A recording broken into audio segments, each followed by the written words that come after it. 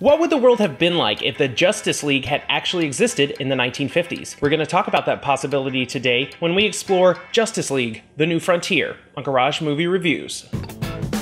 Hello, I'm Levi, the Garage Movie Guy. If you're new here, please click the subscribe button below to be updated every time I release a video. What I do here is review movies in my garage, movies that I own in my personal collection. If you're not new to my show, you might have noticed that I have not reviewed any feature-length animated films. I have reviewed one animated holiday special, that's The Snowy Day. I'll put a link down below in case you want to check it out. Today we're talking about Justice League: The New Frontier. This was the second DC Universe animated film that was ever released, and it was released on February 26, 2008. It was based on the comic series DC: The New Frontier, which was the brainchild of Darwyn Cooke. Cooke was influenced by works such as The Watchmen and The Dark Knight Returns, and as a result, this story is not really intended for children.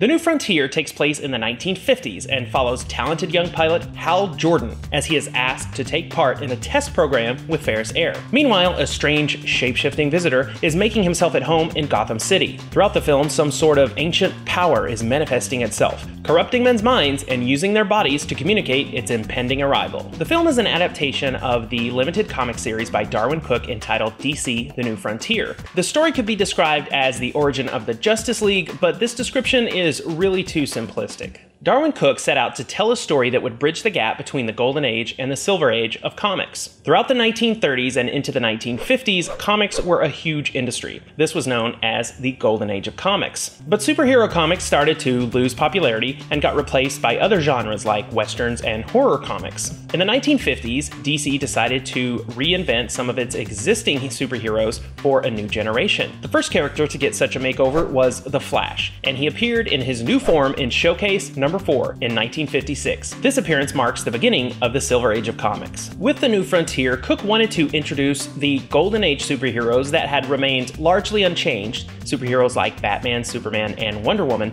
to the new Silver Age superheroes like Green Lantern, The Flash, and Martian Manhunter. He set all of this against a historically accurate world in which Cooke addresses issues like the Korean War, McCarthyism, and the Civil Rights Movement. He even introduced comic book characters into the storyline the same month and year that the character was released in publication in the real world. Of course, a lot of this level of detail is lost in the short running time of the movie, but this level of detail speaks to Cooke's respect for everything that came before him and his love of comic books.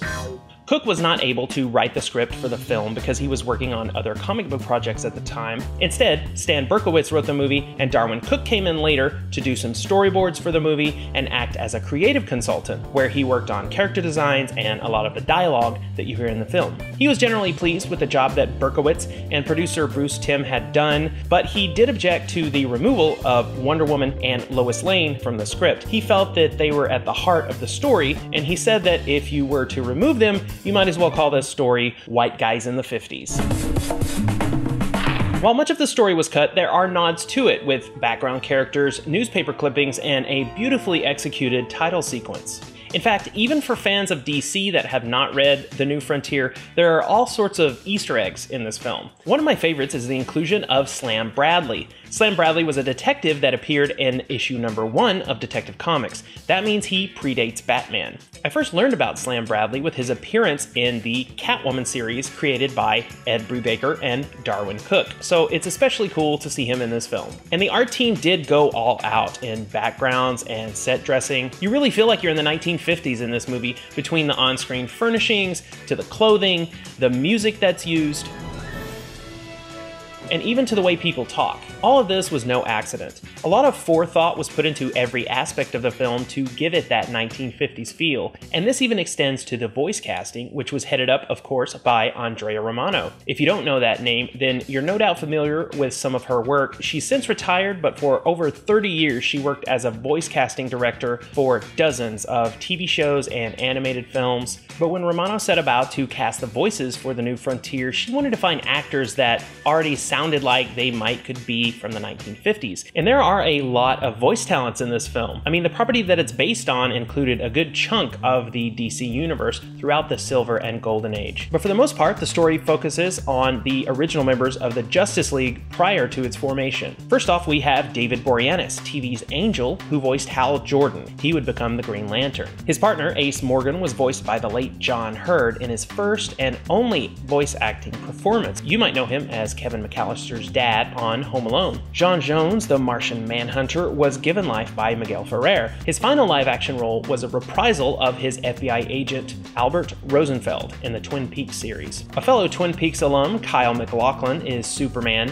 Wonder Woman, the Amazonian warrior princess, was played by none other than Lucy Lawless. Wonder Woman doesn't have a huge part in the film, but I agree with Cooke that she shouldn't have been taken out of the film, and there's a really interesting scene in the beginning of the movie that Cooke said he based on Colonel Kurtz in Apocalypse Now. But moving on to the rest of the Justice League, Neil Patrick Harris plays the Scarlet Speedster, that's the Flash, and Jeremy Sisto takes a run at voicing the Dark Knight. I have a $70,000 sliver of radioactive meteor to stop the one from Metropolis. With you, all I need is a penny for a book of matches. I really enjoyed his take, and in the commentary on the Blu-ray disc, Darwyn Cooke favorably compares Jeremy Sisto's performance to Adam West, but with a little more grit. But like I said before, it fits the setting of the film, which is from the 1950s to the 1960s. Aquaman does make a small cameo in the film. He's voiced by Alan Ritchson, who also voiced Raphael in the recent live-action Teenage Mutant Ninja Turtle films, and he was also Thad Castle in the short-lived comedy Blue Mountain State. Corey Burton, a prolific voice actor who I mentioned in my Flight of the Navigator video, I'll leave a link for that down below as well, he does double duty, first as Abin Sur, the Green Lantern that bestows his ring upon Hal Jordan, and as Ray Palmer, the Atom. Lois Lane and Carol Ferris were voiced by Kira Sedgwick and Brooke Shields. And the oppressive dark villain known as the Center is given life by Keith David, who's done a ton of acting, both live action and voice acting, but I'll always remember him as Goliath from the 1990s Gargoyles cartoon and as the voice of Al Simmons, Spawn, in the HBO animated series. That's only about half of the credited voice actors that worked on the film, but this film is given even more life by a lot of background players that don't have speaking roles. Some of these background players represent groups that are a big part of the history of DC Comics, groups like the Black Hawk Squadron and Challengers of the Unknown.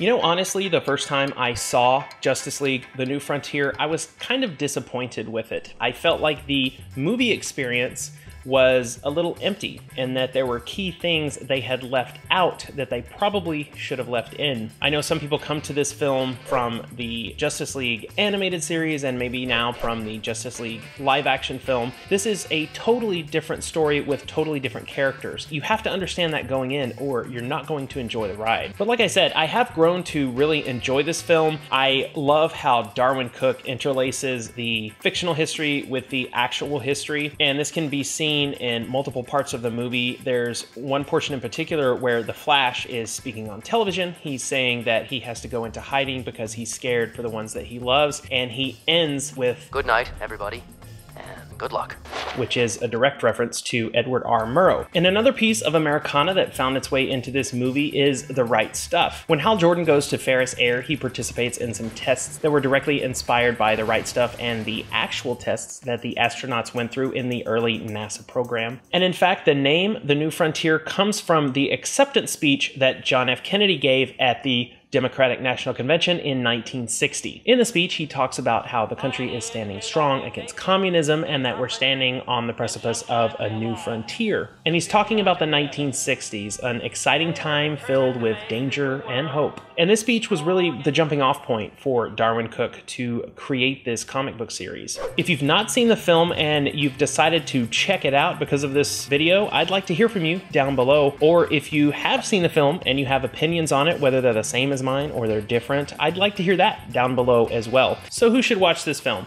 Well, if you're a fan of the Silver Age DC Comics and you haven't seen this movie, I think you should give it a chance. If you're like me and you grew up watching Rat Pack movies and Westerns from the 50s and 60s, you're going to appreciate this film because of the pop culture influences on its style. And if you're a student of history, whether it's American history through the 1950s and 60s or comic book history through the Golden and Silver Age, you're going to enjoy this movie. And once again, if you enjoyed this video, please subscribe down below. And let me know, have you seen Justice League: The New Frontier? Have you read the graphic novel that it was based on? Are you a fellow fan of Darwyn Cooke's artwork? Let's comment down below and start a conversation. But until next time, I'm Levi, the Garage Movie Guy, saying, real men wear pants. What would the world have... When we talk about Jurassic World, what the heck? Today on the Garage... When we talk about Justice League: The New Frontier on Seriously? Just... Made by John F. Kennedy at the 1960 Republican National Convention. Whoa, let's start over.